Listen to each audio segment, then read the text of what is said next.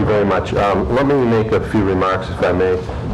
Yes, thank you very much. Yes, thank you very much. Yes, thank you very much. Okay, good morning, everybody. This is the commission meeting of Tuesday, November 2nd, 2010. We have present, Barbara? We have Commissioners Albert, Holloman, Parfrey, and Noonan present. Yes, thank you very much. Let me make a few remarks, if I may, in my opening remarks as board president. First, I'd like to take a moment to recognize and thank the quick work of our water system in responding to an incident involving the Van Owen trunk line.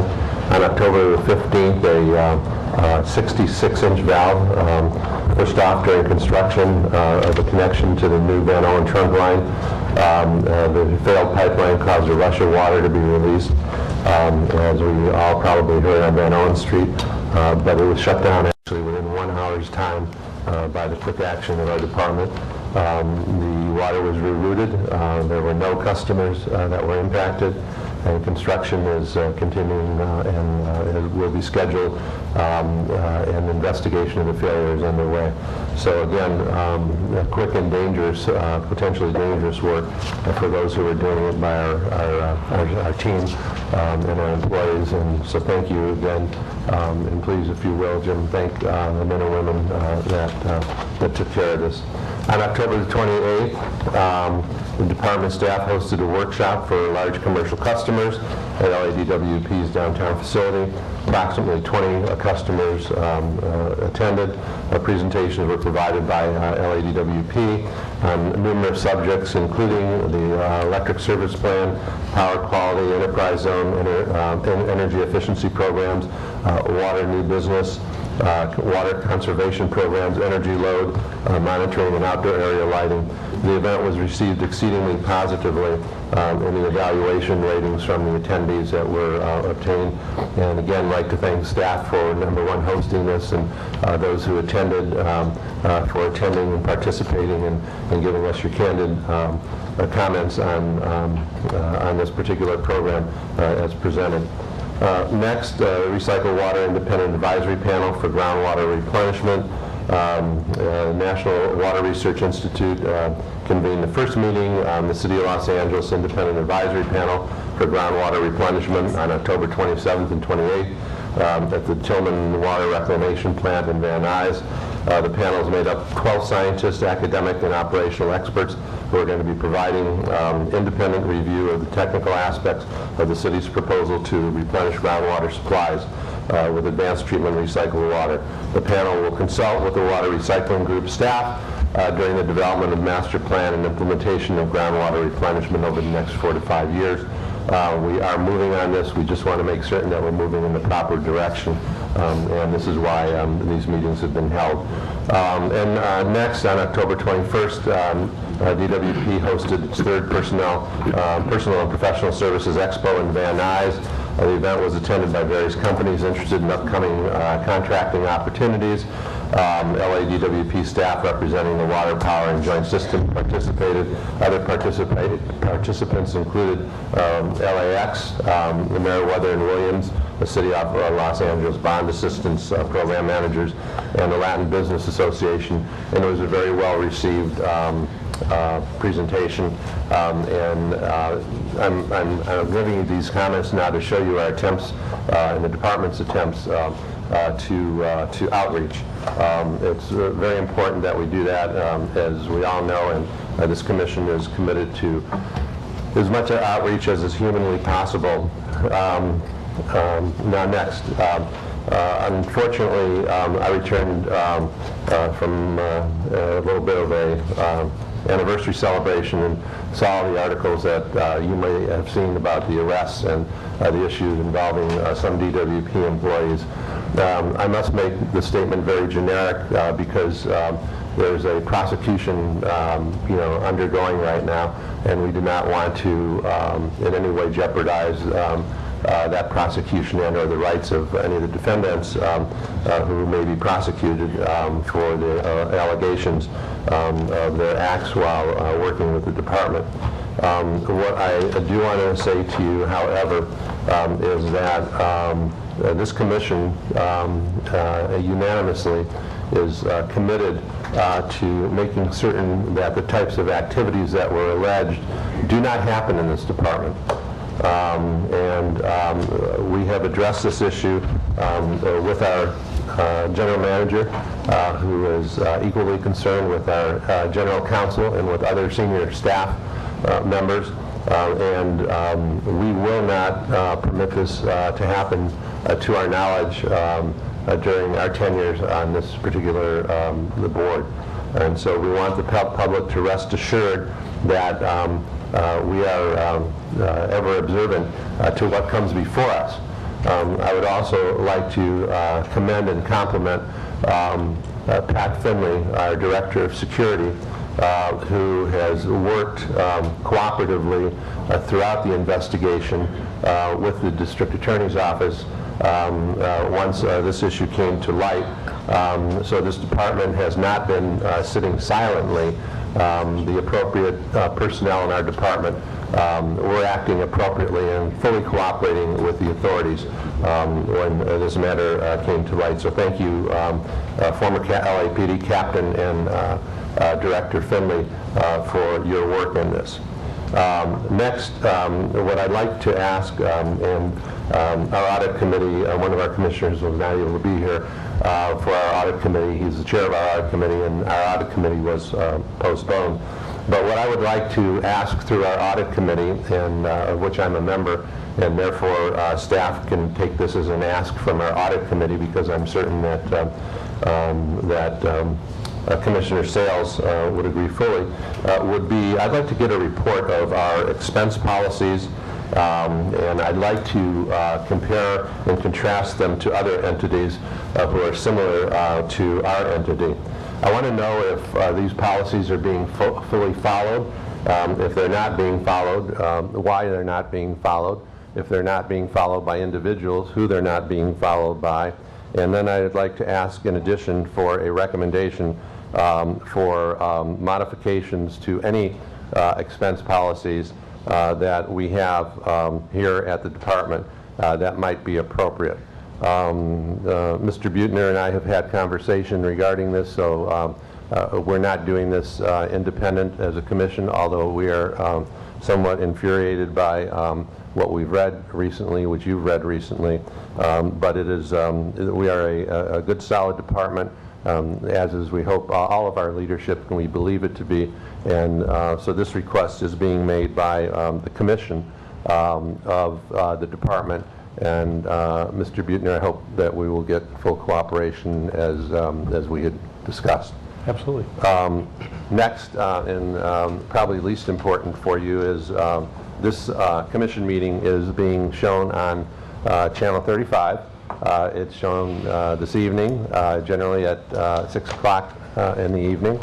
It's also shown on Saturday, but we would urge you, because it is shown on the city channel, and there are various changes in programming, that if you'd like to see or a copy of what has gone on here or this meeting, you just call 311 and ask them to connect you to the city channel at Channel 35, and they'll be hopefully able to give you the meeting time and when you could view it again, should you wish to do so. Those are the end of my comments. I turn to our general manager and or our COO for any comments that they may have. None at this time. Okay. Mr. Raj, any comments? No comments. Thank you. Comments and requests from the commissioners relating to LADWP operations. Commissioner Parfrey? Thank you. Regarding the allegations in the Los Angeles Times, I'm not going to talk about that because it requires us to go into closed session. But I think I can say unequivocally that I am furious about those allegations, and I personally will be unrelenting in getting to the bottom of it. Thank you. Okay, any comments, Commissioner Noonan? I had a few questions for items that were not listed to be discussed, and so if we do have the time, I would like to ask questions about items 20, 26, 27, and 30. 26, 27, and 30? No, 20, 26, 27, and 30. Okay, well, those items will be pulled when we get to that portion of the agenda. Any other comments? Commissioner? Not at this time, thank you. Okay, you're very welcome. And this item, the item that Commissioner Parfrey was referring to is scheduled and will be reported fully in closed session to our commission. Thank you very much. Next, let me move to our public comment. Any items on public comment? I believe we have 4. Yes, I do have some cards for item 4. Please. Okay, please limit your comments to 2 minutes. The first speaker is Martha Wittenberg. Last time I was here, I was given 3 minutes, so I hope you'll allow me to... It's 2 minutes is public comment. It's been that way for some time right now because we have so much comment and we're trying to get through our agendas. Okay. Hi, my name is Martha Wittenberg, and I'm here to speak to you about the LA DWP Upper Stone Canyon Reservoir project. I have spoken to you before about this project as a representative of 727 people who oppose the concrete cover option for the upper reservoir and who adamantly oppose opening up Stone Canyon for public recreational use. Today I want to make the point that the way in which the DWP has measured community support for their Stone Canyon project has been deeply flawed from the start. First of all, only a few communities near the reservoir have been considered important enough to consult: Bel Air Association, Roscommon Valley Association, and Bel Air Ridge. However, there are many other communities in the area that will be seriously affected by any DWP project, as well as public access in the canyon. For example, Sherman Oaks Association, whose residents use the roads near the canyon on a daily basis. Stone Ridge Estates and Kings Court, whose homes are immediately adjacent to or across from the Mulholland entrance to Stone Canyon. Bel Air Glen, whose homes lie on the east side of Beverly Glen and would be within striking distance of a large fire within the canyon.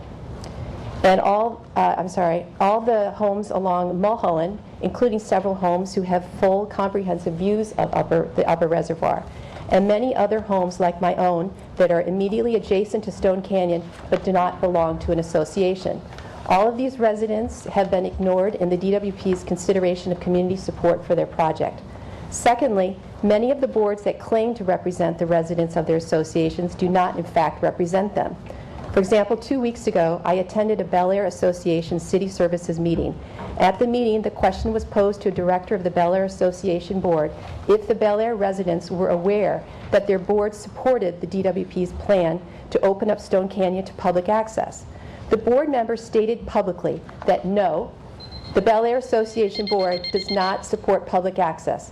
However, when someone from the audience attempted to ask a follow-up question to the BAA board member, that member ignored the question and quickly adjourned the meeting. I have here a copy of the Bel Air Association's letter to you, the DWP Board of Commissioners, written on April 4th of this year, that clearly states that the BAA board supports public access to the canyon.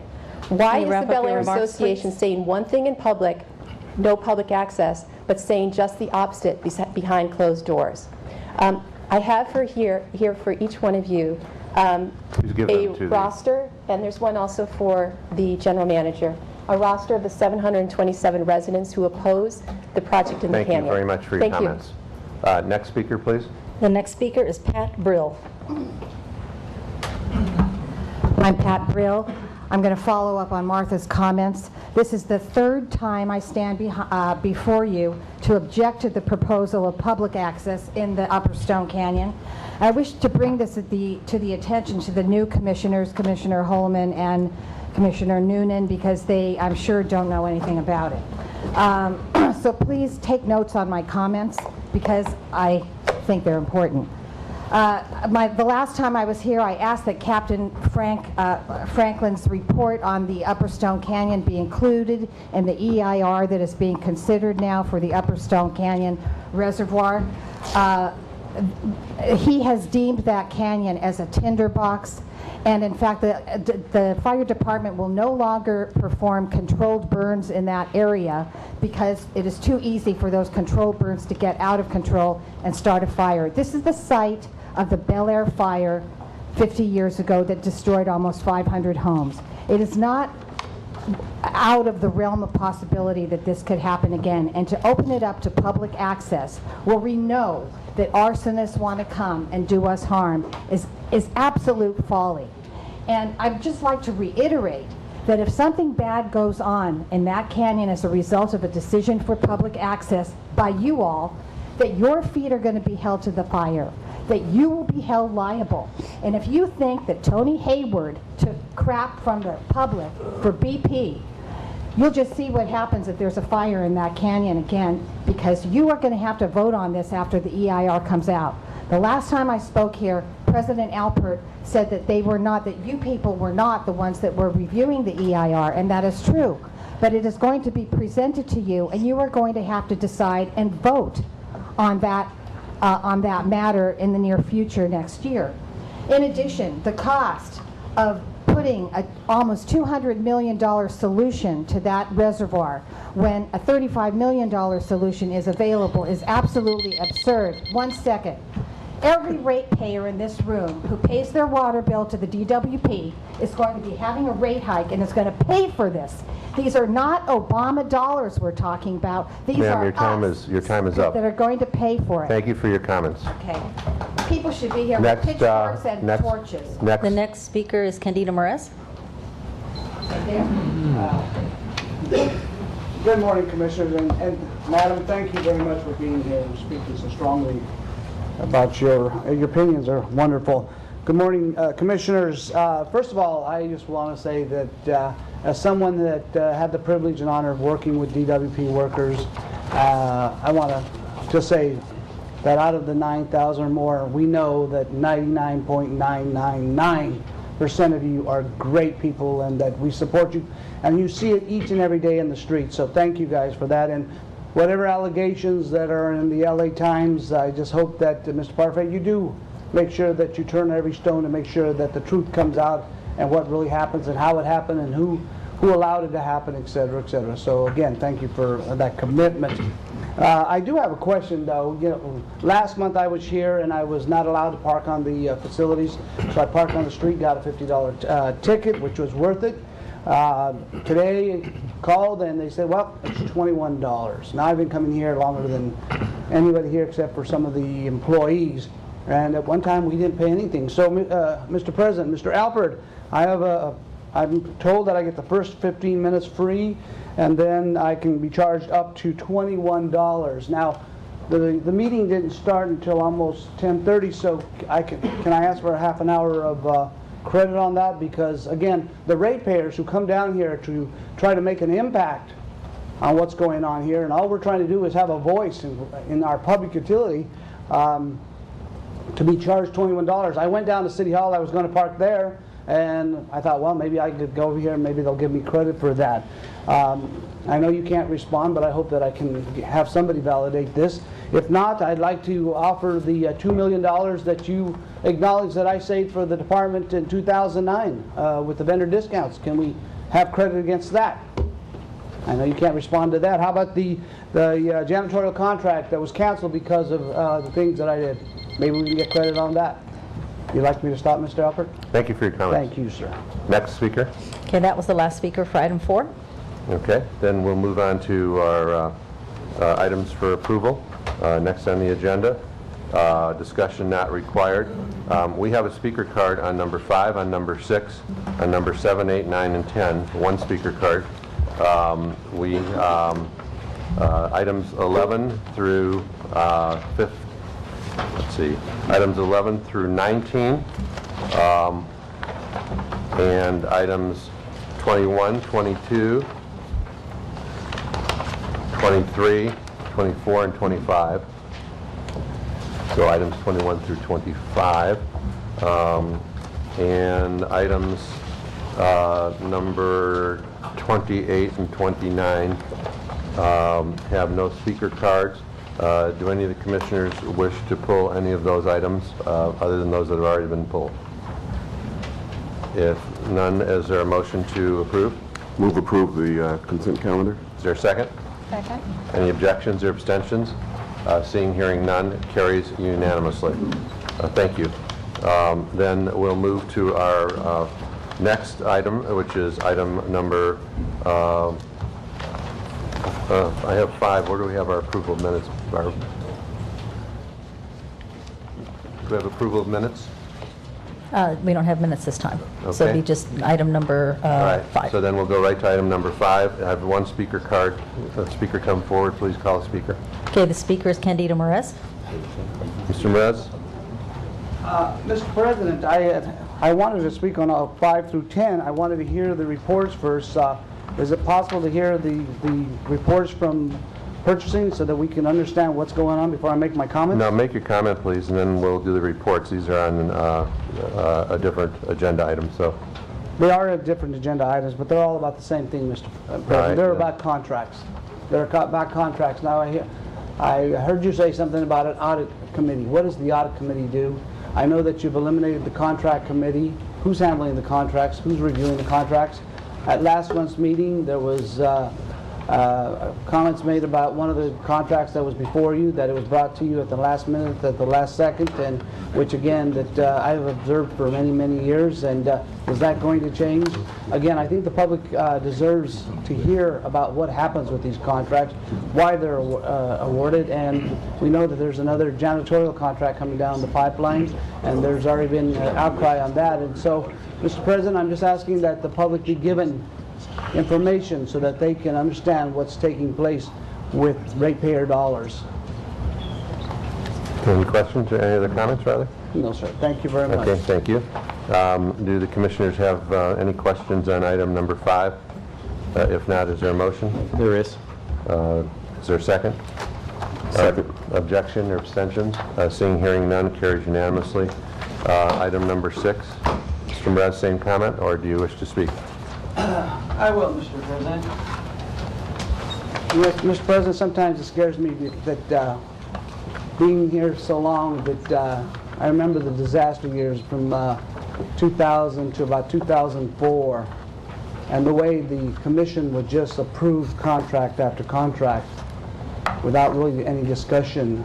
Fortunately, last month, Ms. Noonan was kind enough to ask a few questions that then started a great discussion. And without questions, we have no discussion. So here we are again without discussion. So go ahead, move it forward. Okay. Any public comment is closed. Is there a motion?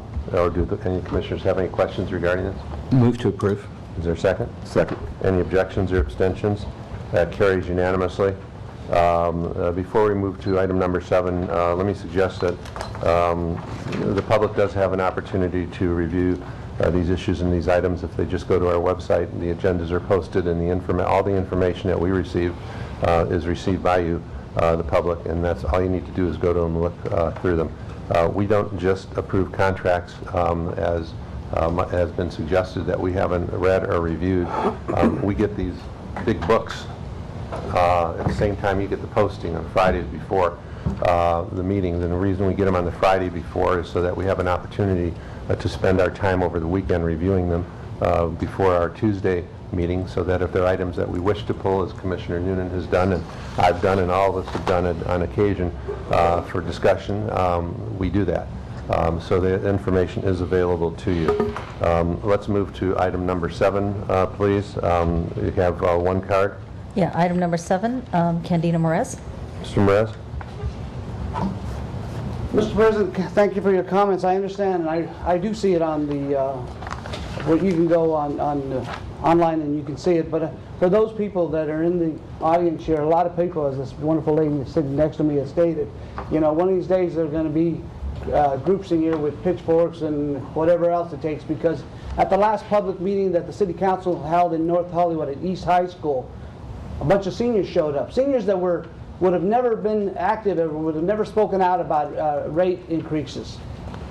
So, you know, yeah, I understand there's a lot of things that they can go online and look at, but a lot of people have a difficult time going on. I can go on there and find out what's going on. You can, but how about the rest of the people in the city? All we're asking is for some discussion and some questions in regards to some of the contracts.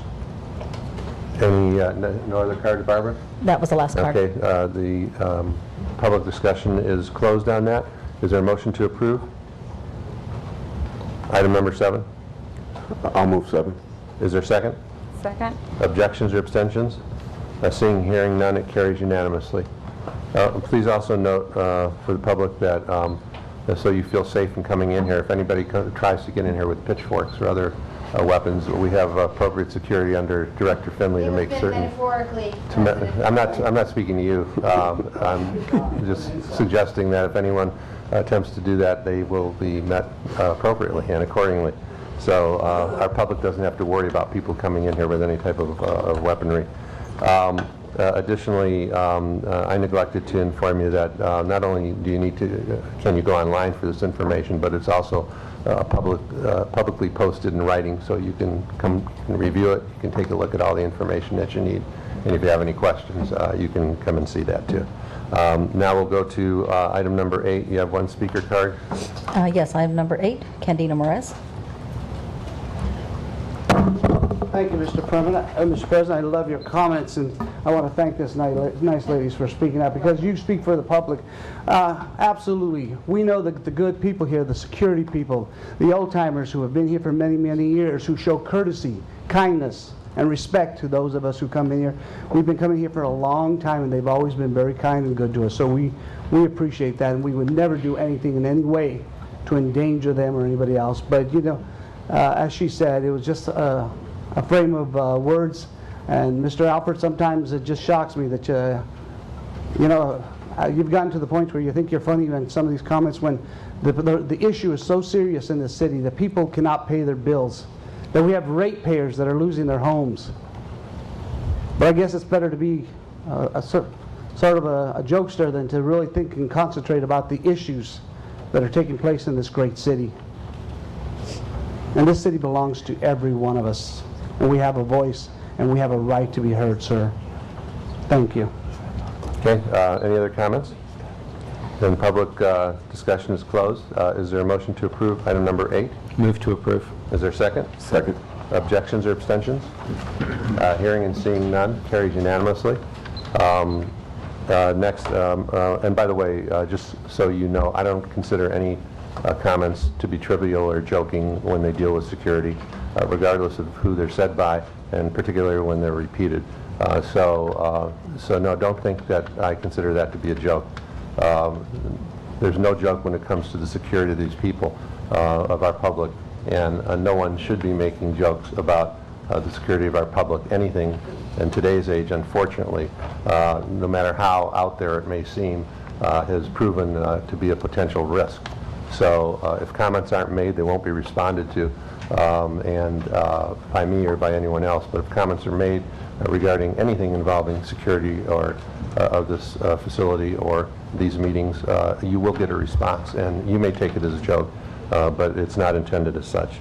We'll move on to item number 9. One speaker card again. Mr. Candida Morez.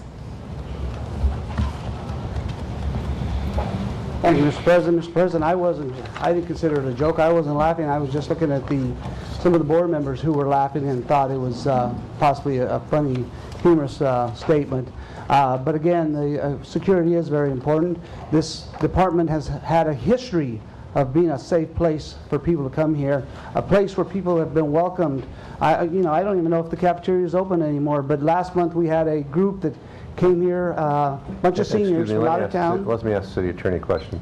Mr. City Attorney, do the comments have to be on the particular item? I was waiting for you to say that. That's exactly correct. Okay, please comment on item number 9. I've given you quite a bit of leeway today. I mean, I've known you for a long time, and I've tried to, but when we get one comment on every one of these items, and you're taking up the public's time, and you're not even discussing this item, then it causes me to have to act because it's not on this item, and there's no genuineness about the issue of this particular item that you're referencing. So if you have comments regarding item number 9, which is joint power, the cable 230 kV high pressure pipe type, please make your comments and direct it at that item. Thank you, Mr. President. Again, it's a contract that I would hope that we would have some discussion on. Again, I think that we won't hear anything on that. So again, thank you for the opportunity to speak, Mr. President. You're very welcome. Any other comments? No other cards. Discussion is closed on that item. Is there a motion to approve number 9? So moved. Is there a second? Second? Any objections or abstentions? Seeing and hearing none, it carries unanimously. Item number 10, we have one speaker card. Okay, the speaker is Candido Merez. Thank you, Mr. Merez. Then is there a motion to approve items 10 through 19? I think we already did the 11 through 19. I'm sorry, 11 through 19. I don't know that we did a formal motion. Yes, I you move did. to approve Okay, item good. 10, please. Item number 10, there's a motion to approve 10. Is there any a second? I'll second. Objections or abstentions? Seeing, hearing none, carries unanimously. And we did 21 through 25 and 28 and 29 then as well, right? Right. Okay, so then let's please go to item number 20. And Commissioner Noonan asked that that be pulled.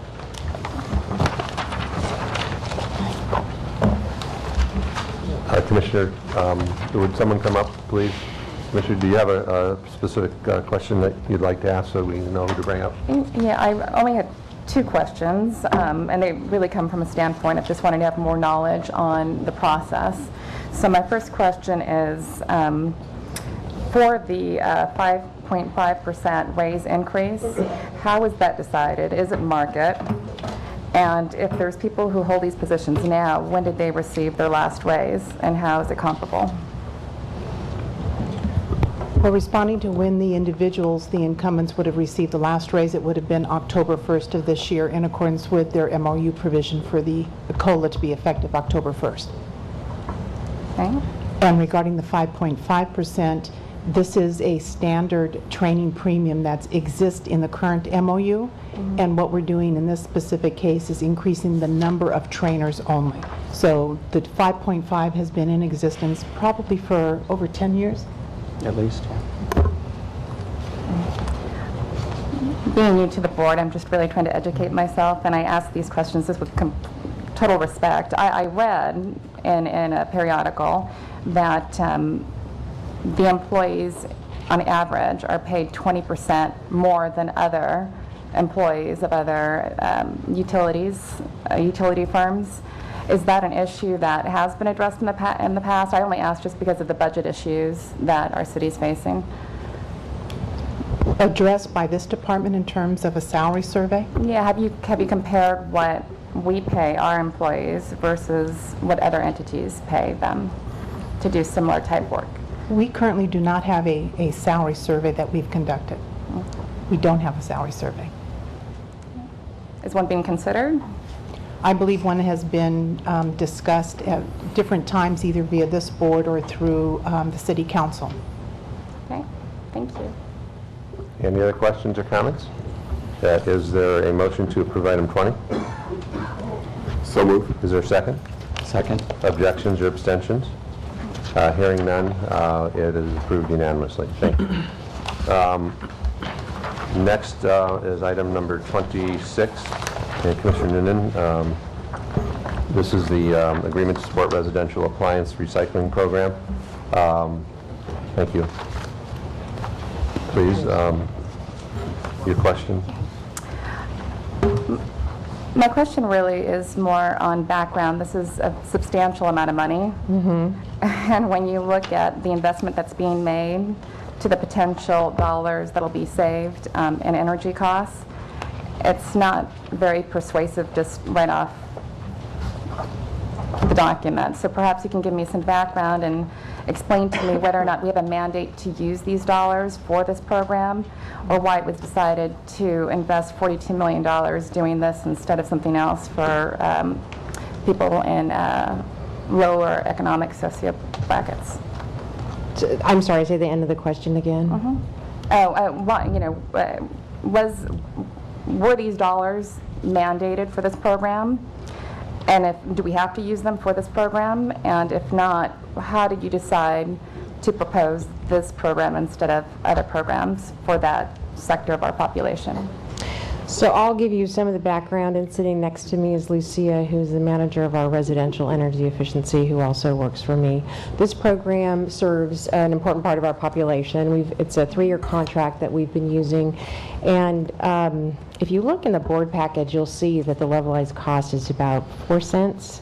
I think it ranges from 3 to 4 cents installed, and if you look at some of the board packages that have come to you in the last couple of months, the It's very cost effective, 3 cents a kilowatt hour. I think our coal is running around 3 or 4 cents a kilowatt hour. Renewables runs about 11 cents installed. The solar package that's coming to you later today, with an installed cost calculated, which I looked at about a week ago, is about 45 cents a kilowatt hour. So the cost effectiveness of this is pretty good. The program's gone for 3 years. It's come up for a renewal, and it is one of the strategies that was identified by the department as an effective strategy for energy reduction in the household. One of the biggest users of energy in a household, a single-family household, especially low-income residential, are refrigerators. Right. They don't have a lot of swimming pools, so we're not looking at the pool pumps. And this is one of the biggest chunks that can be reduced. And if you look at the average reduction, it's about $8 a month for the household. And over the life of the appliance, it's about $1,000 for that family.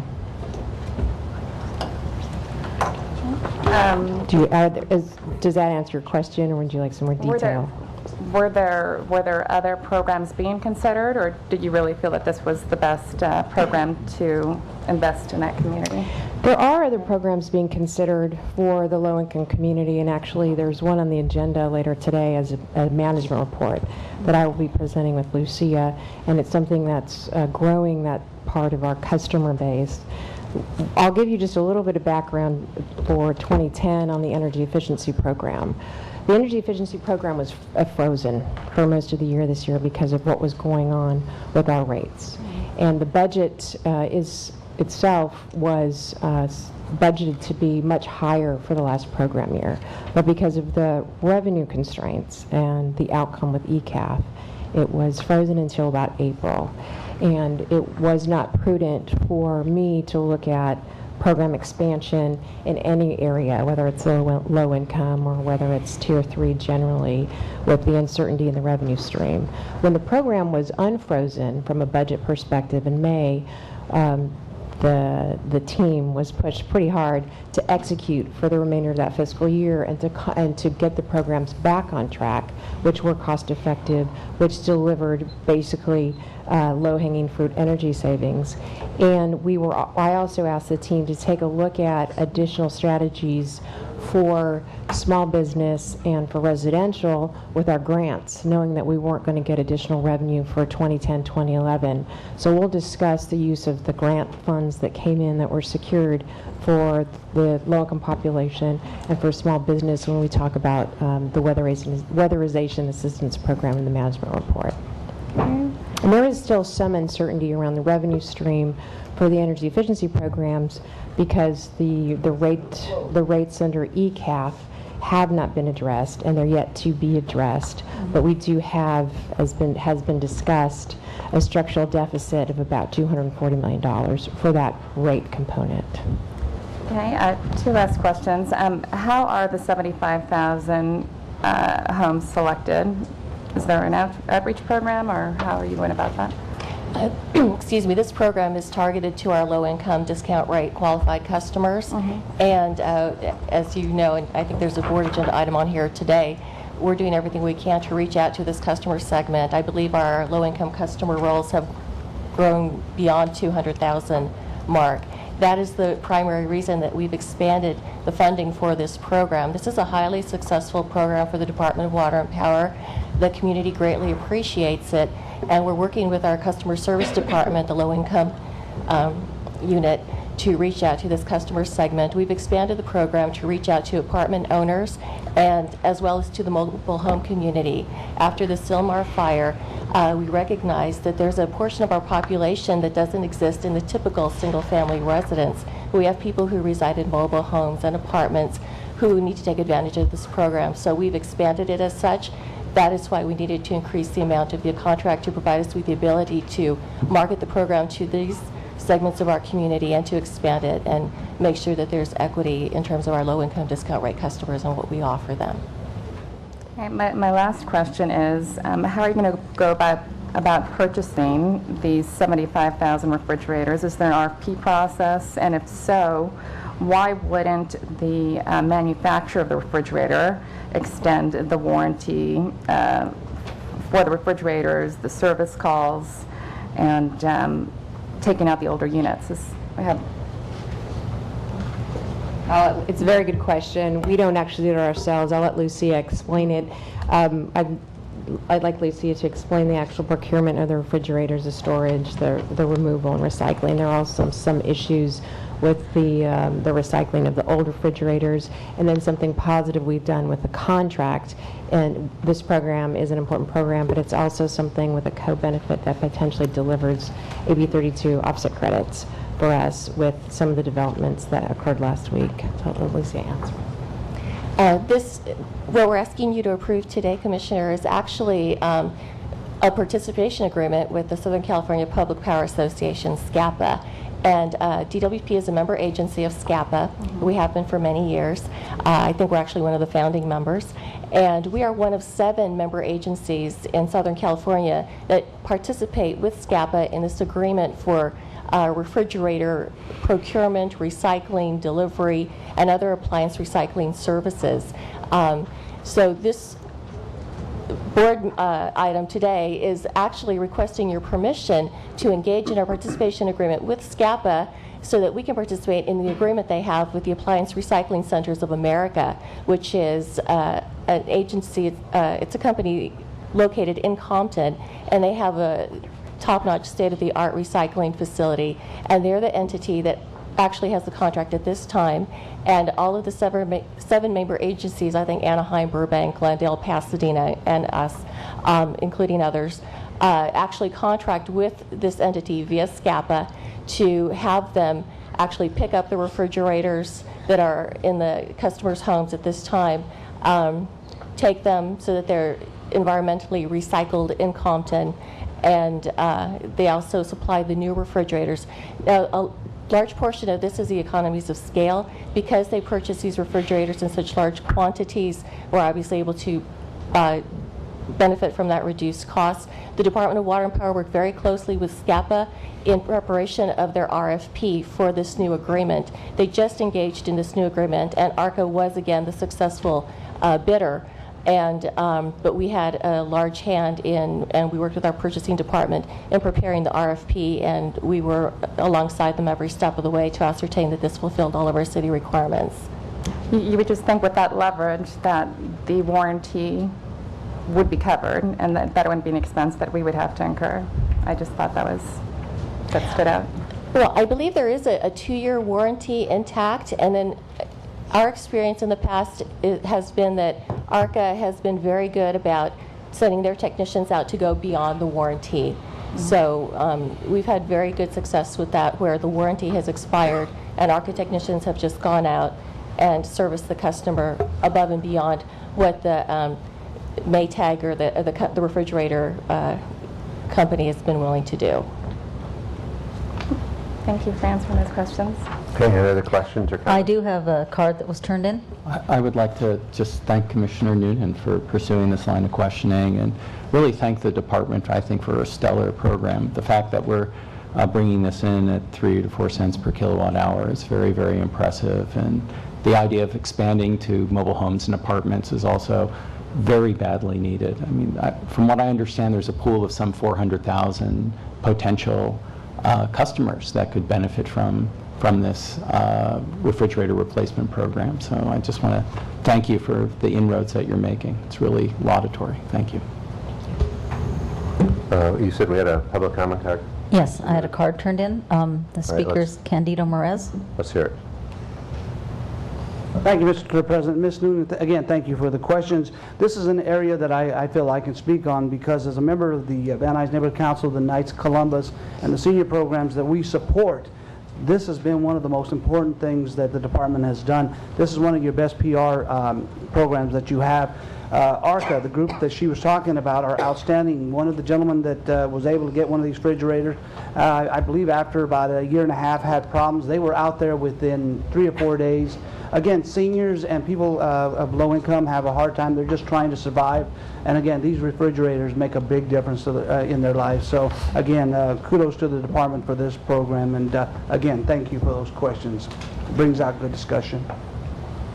Any other questions or any other comments? One comment I'd like to make is that this program is not done for PR. This program is done to help the community and those that are truly in need, and has been an outstanding program of the department. Yet, that being said, the questions raised are important and need to be answered and actually help to explain to the public when they see these $42 million going up for 3 years, or up to, not to exceed $42 million, as to what we're doing and why we're doing it. And it's because of the tremendous need out there. But we wish we didn't have to do that. We wish that people were all of equal wealth, so that they'd be able to sustain themselves and not have to use programs such as this. But that's never been the case, and it's not going to be the case. And so commend staff on the work that they've done on this program. Any other comments or questions? If there is not, is there a motion to approve? There is. Is there a second? Second. Any objections or abstentions? Carries unanimously. Thank you. Then item number 27 we'll move to. Okay. And I believe Commissioner Noonan had questions on or comments on that one as well, please.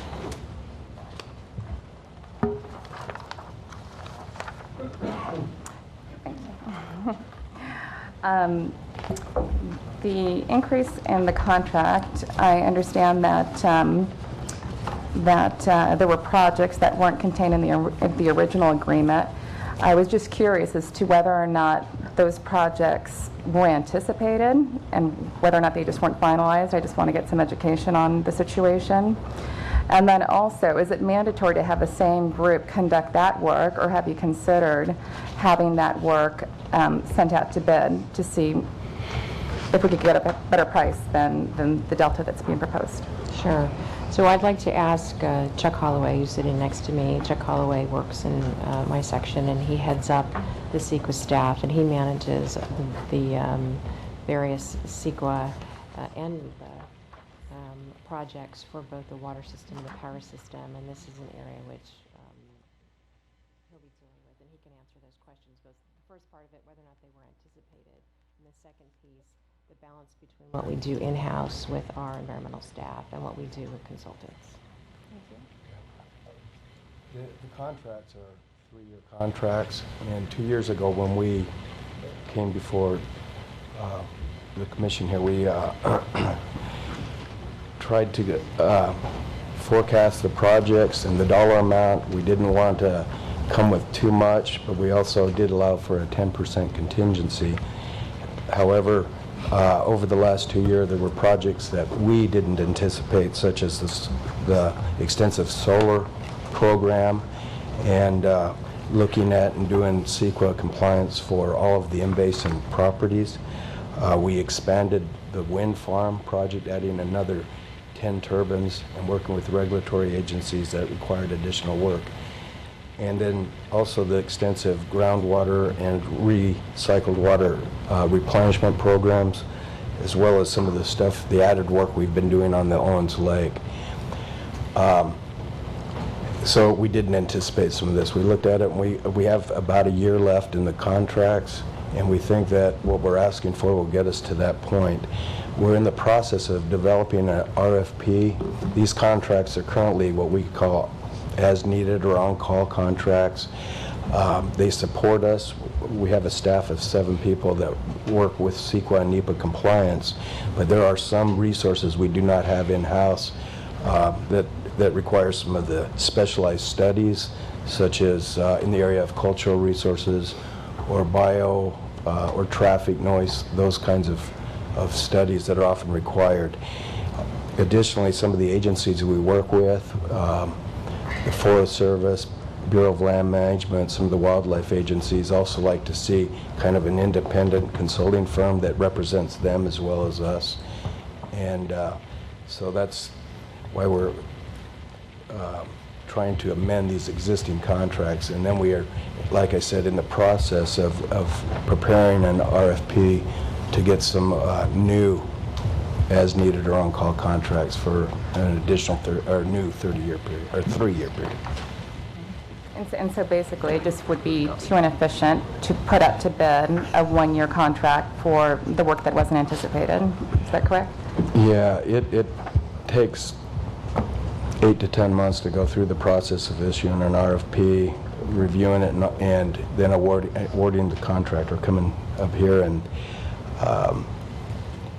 these projects are ongoing, and a year ago, we're 1 year into it, and I guess we didn't anticipate going out with an RFP and having an overlap of a couple years or so. So we're just a few months ago realized we needed to go here. There's quite a bit of permitting required because of the infrastructure development on both the water side and the power side.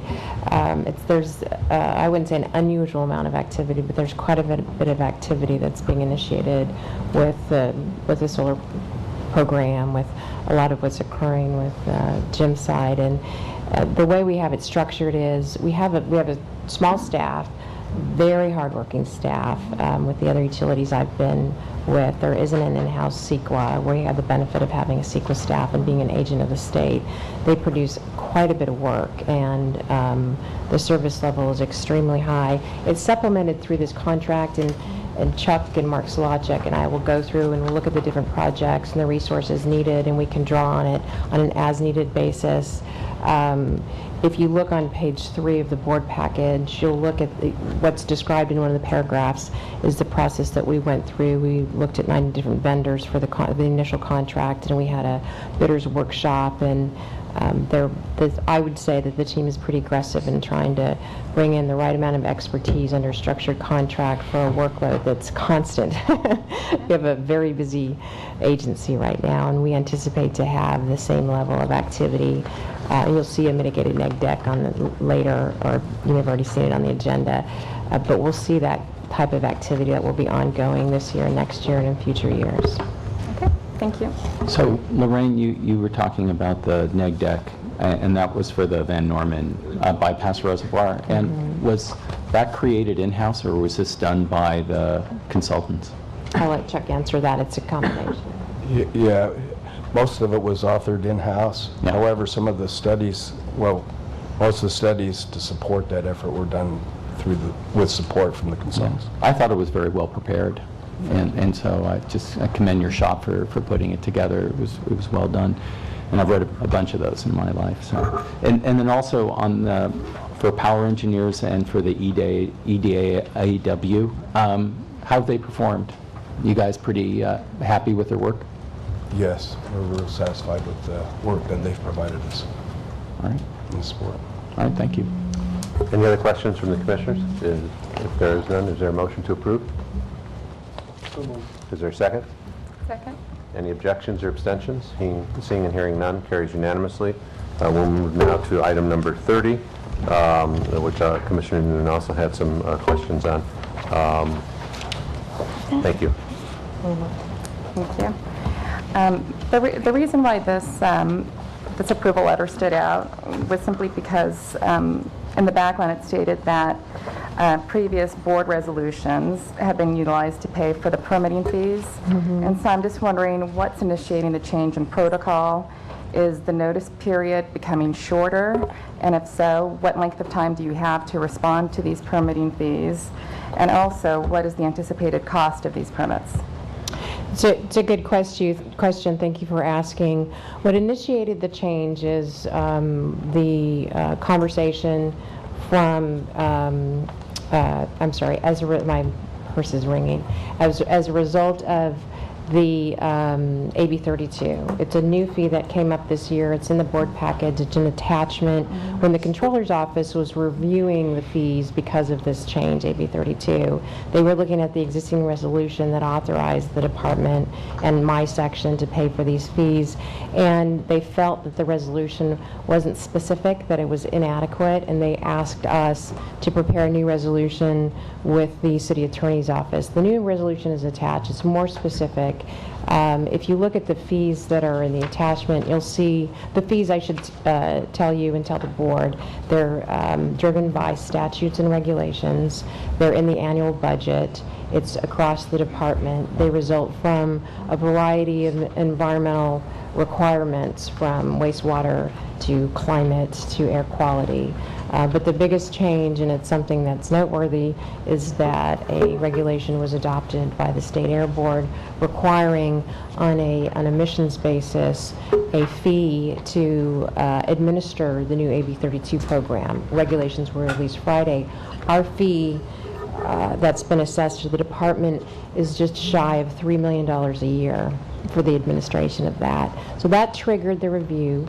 They suggested a new resolution. We have a new resolution. This is something that's routine and that occurs annually, but the big bump up this year came from AB 32, and it's not discretionary. It's a mandate at the state level. Any further questions from the commissioners? Seeing and hearing none, is there a motion to approve? Is there a second? Second. Objections, abstentions? Seeing and hearing none, it carries unanimously. Thank you. We'll move on now to item number 31. Who will be presenting that?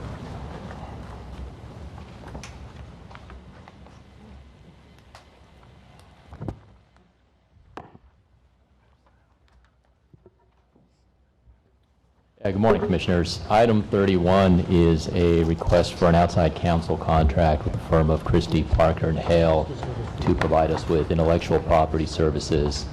By way of example, a few months ago, Dr. Brian White from our department made a presentation on the blacklight technology that he invented and the department was utilizing, and we needed to get that patented. To do that, you need a licensed patent attorney, and within the city attorney's office, we don't have one. Additionally, we have situations where our patents either need prosecution or defense on quick notice, and so this contract is designed to provide us with that outside counsel resource. It is a 3-year contract for up to $50,000, and we would request your approval of that contract. Any questions or comments from? So the city attorney has no patent lawyers? We have patent. We do not have city attorneys who are admitted to the patent bar. It's a pretty high-end specialty, and so, for instance, when you're doing these items, you have to be admitted to the patent bar. It's a separate test and everything else. So we do have intellectual property attorneys, but they are not admitted to the patent bar. And there's no way to have our existing patent lawyers admitted to the patent bar? We can explore that possibility. Most people with that skill set can do it at 7 figures a year, so they're... Any other questions or comments? Is there a motion to approve? So moved. And objections, abstentions? Seeing, hearing none, carries unanimously. Next. Item number 32. Item number 32, we're asking to be deferred. 32 to is the next deferred. meeting. I'm sorry. Thank you very much. It was deferred. 33.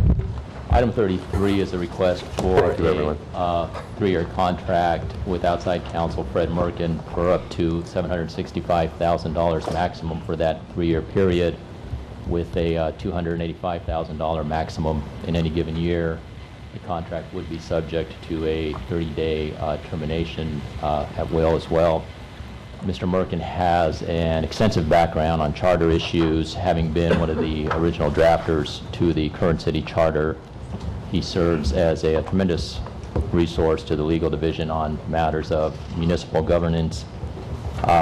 Additionally, the legal division this year lost 5 city attorneys to the early retirement program, and while we've been able to replace those with younger attorneys, Mr. Merkin's experience and knowledge serves us during that transition period. So we would recommend approval of that contract as well. Mr. President, I'd just like to say that it's difficult for me to support an action that does not have the support of the GM nor the COO, an action that was not competitively bid under the auspices that there's only one attorney in LA that can do the work. So it's not a question, but more of a comment. Would you speak to that issue? Because I know Mr. Merkin has been... Yes, but Mr. Merkin has a unique skill set, having, again, been one of the drafters of the charter, and the institutional experience that he's built up over the years. We found that to be a qualifying basis to have him as sole source. He's extensively familiar with the department, the operations of the department, the operations of the city, and all the intricacies of the city charter affiliated with that. Would you talk about the fee issue also? I know that was something that was of some significance to you. Mr. Merkin's effective rate would be $255 an hour, which is a discounted rate from $300. He's also been performing these services on a pro bono basis to the tune of about 470 hours since November of this year. So that $255 hourly rate is substantially less than we would pay for any partner with the firm within the city as well. Okay, Why doesn't the city attorney have this kind of expertise? We have individuals with certain types of expertise. Mr.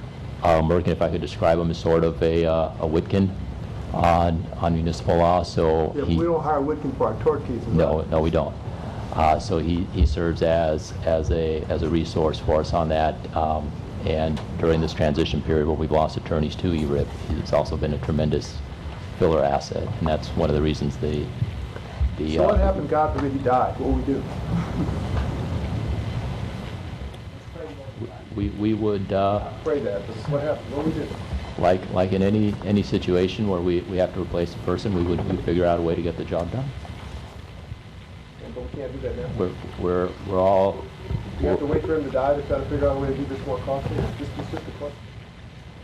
It's No, a lot of money. This is a $200,000 contract. We're basically Per year. Per year. This is $700,000. That's a It's lot of up money. to, I think. And what we pay our lawyers, what, 100 grand a year, 150? It is, Commissioner. Again, it's up to, and it has a max for any given year, and yes, other attorneys can be trained to get to that level of expertise, but it is having a resource on hand at will. It's not a guarantee of $285 per year. It's up to $285 per year, so it's on a as needed. How much did you bill last year? Commissioner, for the last, since November of last year, he has been doing it pro bono to the tune of 470 hours. We asked him to continue? Yeah, he's not willing to continue pro bono. In discussion that we've had, my understanding was that it would be much more costly to hire attorneys. They'd charge a much higher hourly rate for his expertise. I don't know if that is accurate or not, because you didn't mention that. Commissioner, for instance, when we go, if he assists us with some constitutional and equal protection issues, and if we were to rely on somebody else from outside, if we were to go outside counsel and get somebody on constitutional law, it would cost us substantially more than $255 an hour. Which I guess I would be in support of had this been competitively bid, and that worn itself out. I mean, essentially now we just have to take your word for the fact that there are, were we to go outside, it would cost more, so let's just sole source it and grant up to $800,000 over the next 3 years to Mr. Murphy.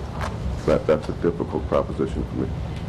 Well, what if we were to reduce this to a one-year deal so that there wasn't any type of loss in terms of RFPing it, because there is a continuing need that we have for this type of service, and it would take some time to go out to RFP. And I understand what the commissioners are all concerned about. We are all concerned about our costs. We're all concerned about, sole sourcing, issues and deals. Would that be something that Mr. Merkin, you think, and the city attorney's office would be amenable to?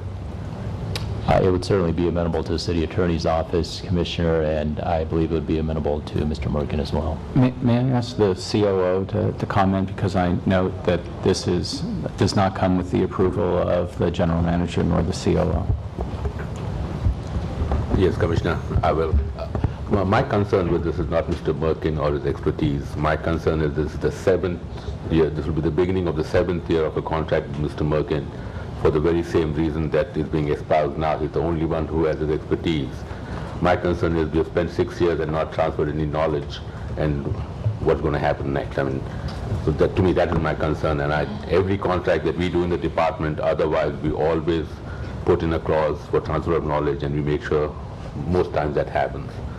That's why I don't think I could support this, because it's been going on for 6 years, and I don't think I can support that. Would you be able to support it if we did it for 1 year so that we would not lose what the city attorney's office now needs, and then let them send it out for an RFP? Yeah, and I think if there needs to be some language in there that this is the final contract, and also that there will be some transfer of knowledge, so we don't go up against this wall again last minute next year and say, well, we need him. Adam?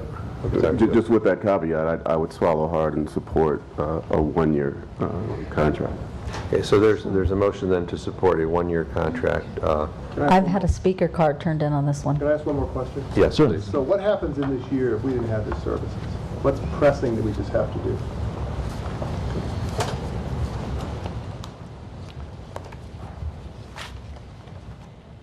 There are a couple items that we would have to assess, and some of those I'd prefer to do in a closed session because there aren't existing cases, but there are some items that if even the one-year contract wasn't approved, that we would then have to do an assessment on how to tackle those issues. Just so I'm clear, there are other lawyers who can do this work. It's just we believe he is the most expert. He has the most experience with the department. Correct, and especially on issues that involve municipal governance and the interplay between the city charter, City Hall, and DWP. May I just also answer that question? Joe specifically said everything I wanted to say, except I want to stress one more thing. We have the intent under City Attorney Trutanich to take things from the outside and put them back inside. And we've done that. When all of a sudden the city offered an opportunity for people to retire, we lost a lot more people than we expected. The Stan Snyders of the world, David Hotchkiss, these are people that also had the institutional knowledge that Fred has. We brought in some outstanding people. In fact, I think the city attorney's office now is as good as I've ever seen it. But they don't have that institutional knowledge when the charter was drafted. At least a one-year contract will allow us to get these people up to speed. Right now we're having them work with Fred, and then it should be fine. That's why we asked for a 3-year contract, because you basically freeze in the price, the cost, and you also have a 30-day out, which we have in all our legal contracts. So in essence, although it says 3 years, it's month to month. But in this case, Fred's extremely valuable, especially with the issues that are hitting us now. And so on a 1-year contract, if that's the board feels, we'll live with it, and we'll just escalate the opportunity for Fred to work with the people and to communicate that knowledge. Okay. With the caveat that their knowledge attempt to be passed through. There's some institutional knowledge, obviously, that you are not able to pass through because you don't know when it happens, and certainly without restricting Fred from participating in any additional RFP, should there be one, or any other requests for an attorney for this position. Is there a motion? I have a speaker card for this one. Okay. Who's the speaker? Call him, please. Candida Morez. Mr. Morez? Thank you, Mr. President. Commissioners, again, this is the kind of discussion that the public wants to hear. I know Mr. Merkin, he's outstanding. He's worth his money, but again, a 1-year contract is suitable. And again, I thank you, Mr. Hallman, for bringing that discussion up. My question is, Mr. Trutanich has done a great job in bringing new people into his department, but we need to have some of those people learn from people like Mr. Merkin. But again, a 3-year term would be too long. I think that we can renegotiate this after a year. And again, I just thank you for the efforts on some of these contracts. And all we have to do is get rid of some of the bad apples once they're still around, and we're going to be an outstanding department. Thank you. Okay. Is there a motion then to approve for a 1-year term? 1-year term up to $285,000 with some sort of language that speaks to knowledge transfer. Second. Any objections or abstentions? Seeing, hearing, and none, it carries with subject to the amendment. Thank you, Commissioners. Yeah. Yes. Are there other areas where we're facing the same problem, where we have lawyers who are lacking expertise because of retirements? That would be the greatest area, Commissioner. We're in labor, we're exceptionally strong on the power side. We're exceptionally strong on the water side. We're exceptionally strong in, for instance, we lost a CEQA attorney And we were able to bring in a secret attorney from in-house who had previously served as a director of the Bureau of Reclamation. On the environmental side, we brought in a person who, again, was within the department, who was previously a prosecutor on environmental enforcement and had outside environmental experience. So we've been able to fill those areas very well throughout the board on the areas where we had retirements. Some of the issues, again, that Mr. Merkin has is he was always the one focused on those, and it wasn't a practice area that had a lot of activities, more of a specialized practice area. So he was the... So his situation is fairly unique. Yeah, it's very unique. Okay, the motion has been passed, carried. I want to make one comment. I've had several discussions, not about this issue, but with the city attorney himself, with Nuch Trutanich, Carmen Trutanich, and I know that he's being pulled in a couple different directions. One is he has reduced and attempting to reduce even more significantly the use of outside counsel to the level way below it was with prior city attorney. But what he has faced at the same time, and you've heard and read, is a ferocity of budget cuts that have impacted his department, which is causing him and the attorneys that work for him a great deal of strife at this particular point.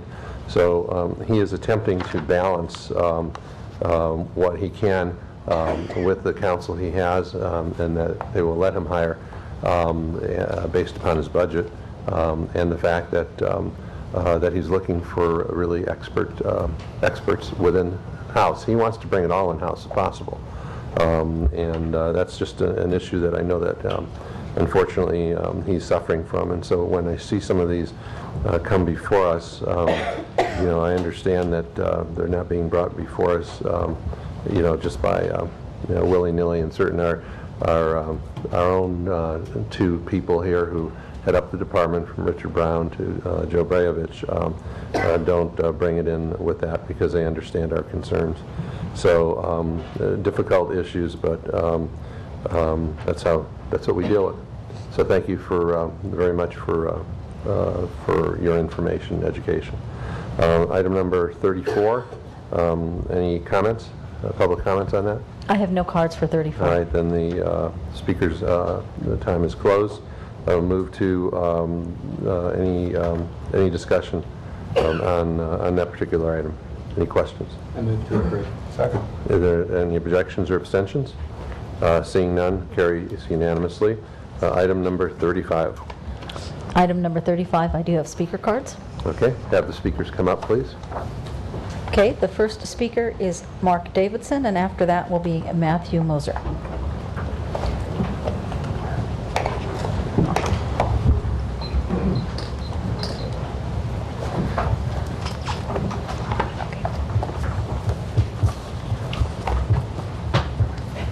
Sir, please. I'd like to pass on Okay.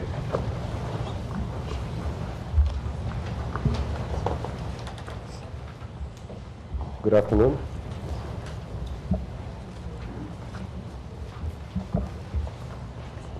I'd like to talk about item 35, the solar modification. I was at the last meeting where we suggested a workshop for the solar industry to discuss these possible changes. That was held last Tuesday, and based on the proposal that was submitted to your board, there has not been any changes to that proposal after our meeting. I personally witnessed 3 hours of negative comments from all the people that were at the meeting. None of them were in support of any of these changes, and I'm surprised that there was no modifications to the proposal sent to you guys after this meeting we had last Tuesday. Another point I'd like to make is we found out that 35 to 40% of the jobs that are being installed now are leased systems. Those lease systems are possible through a grant program that is provided by the Federal Treasury Department, And that program is expiring at the end of this year. And with the document I gave you, it states that systems that are installed in 2009 and in 2010 qualify, after which they do not qualify. So any systems after January 1st that are sold or installed will not qualify unless there is certain limitations that they meet. That will cause a big reduction in solar rebates or reservations, and I think that it would be great if we could at least allow a little bit of time to see how that impact plays a role on our reservation process. The solar group is proposing that the reservations are extremely high and they'll continue to stay this way. I have seen a 40% drop in the rebates so far since the initiation of this program, and that is scheduled to continue for the rest of the program for an additional 40%. So what they're proposing is going to slow down even more the program. And one last point I'd like to make is that the program has budgeted $300 million for rebates. This program was started in October of 2007. We are now in November of 2010. It has been 3 years out of a 9-year program. We have spent, the board has spent $100 million out of the $300 million. So if my numbers are correct, we are exactly 1/3 of the program, and we've spent 1/3 of the budget. So I can't understand the reason for cutting the rebate more if we're within the program limits. And one last issue, there is one part of the modification, which is to help nonprofits. Nonprofits are part of our community that needs help, and they are suffering very hard right now with low donations. And my company tries to help them, but we're limited by the program to the amount that we can sell the system. Can you please wrap up your remarks? And there's a small modification that would allow the rebate to go to 75%. Thank you very much for your comments, sir. Now, the item that was just given us was an item that just had page 2 on it, and the highlighted remarks, and that's what you intended to give. Exactly, just to show that thank you. 2009, 2010. Just want to make sure we had it all. Next comment, please. The next speaker is Matthew Moses, and after that, James Brennan. Hello, thank you for the opportunity to speak. I'm going to corroborate some of my colleagues' comments, but very, very importantly, your customers, your ratepayers, and the nascent small business solar community implores and pleads you just to postpone any decision on these modifications. And that's because, as Mark just stated, we're only 3 years through this program, 1/3 through. We are right on target with the budget, and we're right on schedule. We're not ahead of schedule. Secondly, it's so important to understand that the rebate applications that have been received in the last 3 to 6 months are artificially high. As we've mentioned, 40% of LADWP solar installations right now are leases. Those leases will probably end at the end of this year with the expiration of Federal Grant 1603. That's paying for 30% of the cost of these systems, enabling a zero-down solar installation. And we were at this meeting that we had last week. There was no one in support. There was over 100 people against these modifications, yet nothing is reflected in the updated or in the current proposal. It's as if the meeting didn't happen. And then, and that's pretty much the comments. Please just postpone any decision for at least 6 months and let us see what happens with the expiration of the accelerated depreciation that expires at the end of this year, the federal grant 1603, which expires at the end of this year, and we have a expectation that the rebate applications will drop dramatically by themselves. Thank you so much. Thank you for your comments, sir. Next speaker, and The next please speaker. come up. The next speaker is James Brennan, and after that, Ethan Sprague. Okay, if you hear a name is after that, please just come right up afterwards. Hi, Mr. President and Commissioners. My name is James Brennan with Open Neighborhoods. I've just given a letter authored by a number of nonprofit and for-profit solar and environmental stakeholders who have a common goal of protecting the viability of the solar market on a local and national level. To the gentleman that mentioned the workshop last week, very lively discussion in the workshop. We didn't see any of the changes reflected, the proposals reflected in this document. The letter circulating is a alternative proposal that seeks to reduce the accelerating rebate reservation run rate without cutting the rebate. by better enforcing the existing program guidelines to ensure that LADWP is purging the queue of reservations that have exceeded the allowed time to build, and in which case often are speculative or squatting on earlier higher rebate levels. And then secondly, ensuring that 50% of the total rebate program dollars are earmarked for residential projects, as outlined on page 7 of the program guidelines. Secondly, establishing a price ceiling. Some of the information we heard at the last board meeting is that the prices are too high in LA. My organization's community program has actually some of the lowest prices in the country, enabled by the affordability of the DWP rebate program. If we cut the program, we're not going to see the volume here. In fact, if you look out the window and you see the roofs out there, many, many roofs in this city of 1.2 million ratepayers. Right now, what we've heard is the number of applications are 150 a month, which really sounds insignificant in a city of 1.2 million.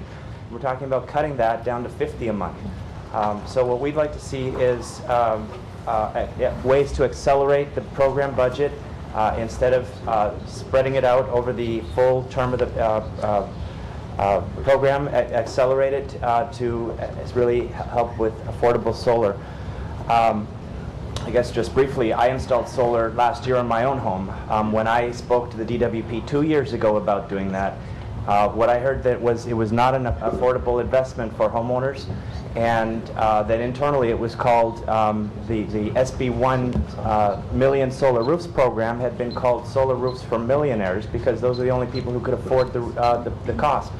The DWP did loosen up some of the restrictions and allowed third-party ownership, such as leases, which have allowed many more homeowners, many more ratepayers to participate in the savings enabled by this rebate. And what we would like to see is more people participating. The ratepayers are funding this program. We would like to see a better distribution of the rebate funds towards more participants, including there's $1 million of affordable housing projects that's being diverted through this proposal. We would like to see that actually go towards those affordable housing projects and have the tenants who are not owning the property and today not able to receive the benefit of that solar electricity, we'd like to see them do so. In fact, our organization's having a workshop next Wednesday with Southern California Edison, where they're going to present details of their multi-family affordable solar housing project, which supports virtual net metering. That's what we need in Los Angeles to give affordable solar, to make a more equitable, broader distribution of the rebates. Thank you for your time. Thank you for your comments, sir. The next speaker is Ethan Sprague, and after that, Thomas O'Grady. Good morning, and thank you for this opportunity. I also want to thank staff for meeting with us. I'm a member of, I work for Sunrun, which is a member company that's joined the letter with Mr. Brennan, and there's about 8 other companies and nonprofit entities. Sunrun owns about 6,000 systems. We operate in 7 states. We purchase $1 million of solar a day. In LA, last month I looked, in September we were spending $50,000 on solar equipment. We're a lease company. We buy that equipment from local installers. When we look at a market, we look at the rebate program. There's 3 things that make up the risk assessment of the market. It's the equipment costs, the electricity rates, and the incentives. When we look at your program, we saw 50% went for the residential market. We saw certain budgets. We like the way it's designed in a step-down glide fashion. In other states, we've seen these programs start and stop, and it freezes the market. We urge you to support the letter and the recommendations in the letter as a measured step in controlling the rebate applications and reducing the program run rate. And we're fearful that if you go with the proposed 32% drop, that when I go to and buy equipment from local installers, that they will have laid off their sales force and their installers, that they will have increased their prices, and I will no longer be able to attract investment dollars to this market. And I will take those investment dollars and spend them somewhere else. We think that you have some time to do, if you do a measured step that we've suggested, that you have some time to look at it and see if this grant program actually does reduce the application volume. You're not shocking the market. The other changes that the staff proposed is Power Clerk, we support, and anything you can do to increase the program transparency would be very helpful to folks who have invested in the program based on its current guidelines. And I'd be happy to answer any questions if you have those. Thank you for your comment. Next. Next speaker is Thomas O'Grady, and after that, Ken Button. Mr. O'Grady here. Mr. Button here. Yep. Good morning. Good morning. Thank you for this opportunity.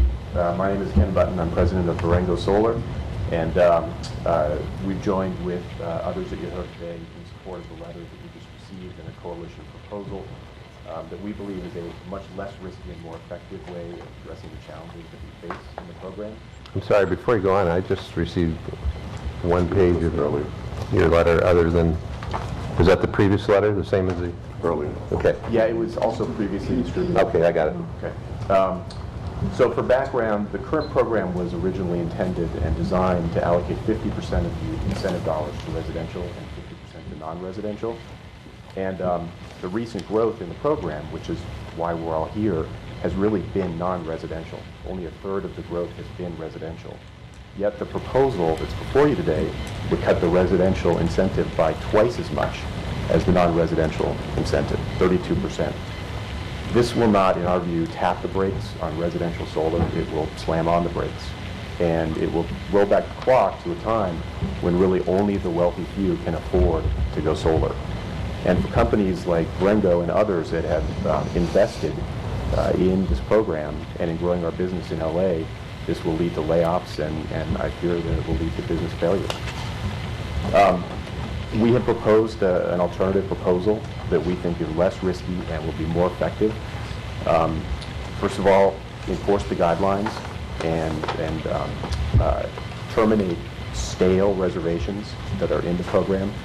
Secondly, enforce the allocation of 50% of the incentive dollars to residential, as was originally anticipated in the program. And then third, put a price cap on and say that rebates will not be paid for systems that are sold at a rate that is higher than today's average rate. And staff has said that that's $9.50 per watt AC. We believe in our analysis this will extend the life of the program by over 2 years. It will spread the remaining incentive dollars to thousands of more applicants. And it will not only save jobs, but it will create many more jobs throughout the city at a time when we really need them. So again, I urge you to adopt this counter proposal along with the rest of the SIP modification proposals, many of which we endorsed, like the move to Power Clerk. And thank you very much. Thank you for your time. Next speaker. Next speaker is Jim Stewart, and after that, Robert Steinberg.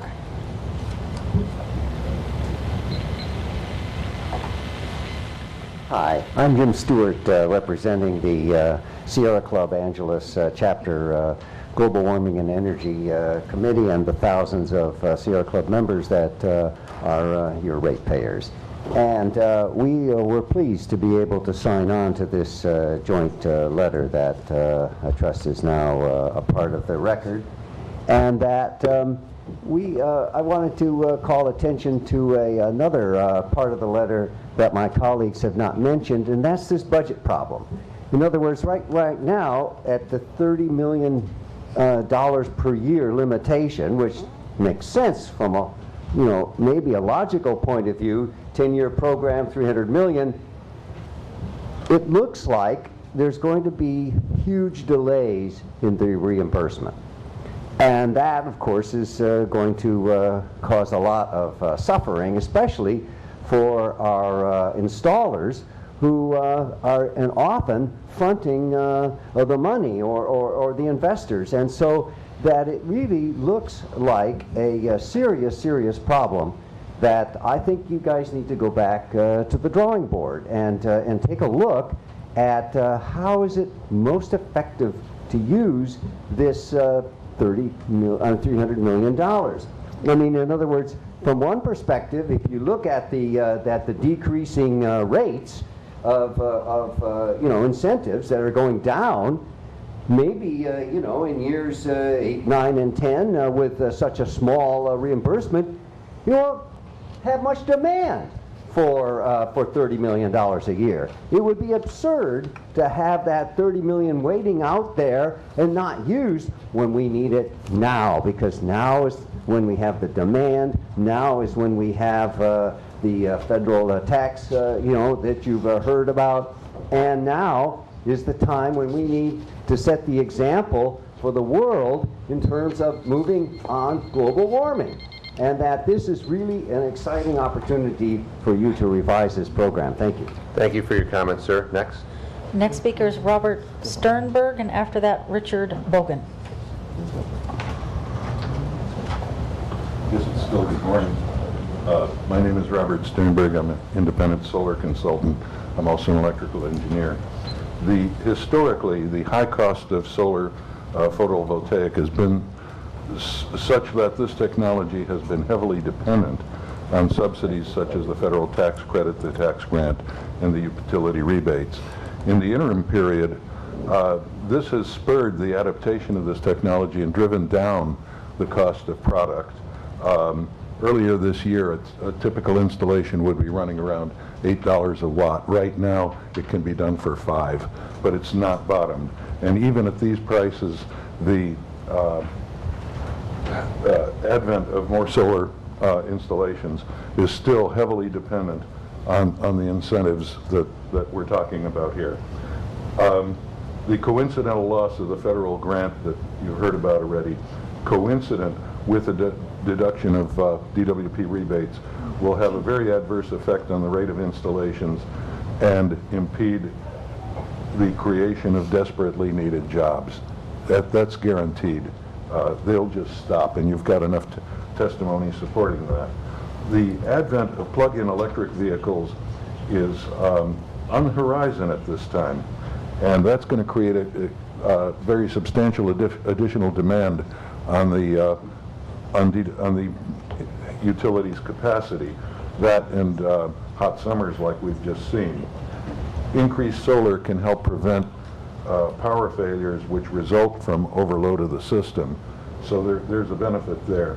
To that extent, I urge you to defer adverse action for at least a year. Otherwise, you're going to put a lot of people out of business and out of work. Just one more thing. DWP and Edison are putting up panel farms out in the desert, which is very good. I need to call your attention to the fact that for every kilowatt, there's about 30 to 50% loss rate in transmitting the power from out there into the city. So there's a leverage factor here. For every delivered kilowatt here, you have to build equipment and transmit 2 kilowatts out there in the desert. Thank you. Thank you for your comments, sir. Next speaker, please. The next speaker is Richard Bogan, and after that, Alexandra Kravitz. Good morning, ladies and gentlemen. Excuse my attire, I came off a roof. I'm a small independent installer, and as soon as I leave here, I get back on the roof. I wanted to speak just to give you a different point of view. I am a small business owner, and this change came quick and will greatly affect my small business. I've been doing solar installations since 2005, and I was excited when you guys reinstated the program. As a ratepayer and a resident of Los Angeles, I have the opportunity to do most of my work in the city for me and my family, and probably about 90% of my work is in the city. And this change, while they gave us till January 1st to implement it, did come quick, and it will greatly affect my business. The small amount of employers I do have will be affected. Me and my family will be affected, and all I ask is for you guys just to postpone it, just for a short time, to allow some of the changes to take effect and just to see what happens. The current plan is working very well for us and the large installers that are also present here. So thank you very much for your time. Thank you, sir. Next comment. Next comment is Alexandra Kravitz. Hello, Commissioners. Thank you for the opportunity to speak. My name is Alexandra Kravitz. I'm speaking on behalf of the Vote Solar Initiative. We are a nonprofit solar advocacy group, and we support efficient incentives. And last time I spoke before you, I talked about how the most efficient incentive is the preferable option. And I was hoping that we would have some transparency on whether we could decrease this here. And based on what I have, what stakeholders have shared with me, I found that reducing the level right now would make projects very difficult compared to Edison territory, and make investing in solar unattractive for customers. The program has been very useful, and we hope they'll keep supporting solar in Los Angeles. And I wanted to also ask you to consider, if you are going to move forward with this rebate reduction, consider a mechanism to readjust the incentive level in 3 months in case it was too aggressive. Thank you.